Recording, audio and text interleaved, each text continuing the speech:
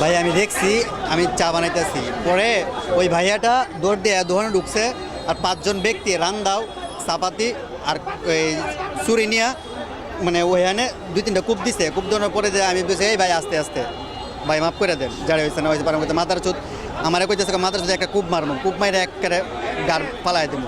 পরে আমি আমার মতন মানে ভয় পাইয়া আমি মনে করি নিচে মানে থমকাই গেছে আর কি।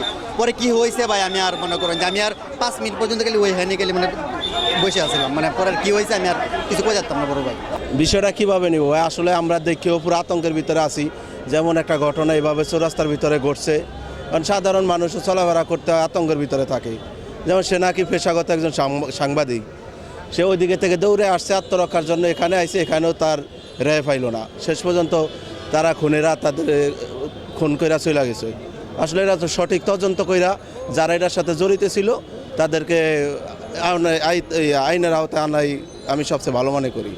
দেশের পরিস্থিতি তো খুব খারাপই। এই চৌরাস্তা মোড়ে এত এত মানুষের মাঝে যদি কুবাইত হয়ে যায়, তাহলে মানুষের তো জীবনের কোনো নিরাপত্তা নাই, যে কেউ যে কোনো জায়গায় কুবাইতে পারে। ভাই নিশ্চয়ই এটা খুব খারাপভাবে দেখার বিষয়, কারণ আমরা তো এরকম বাংলাদেশ চাই না।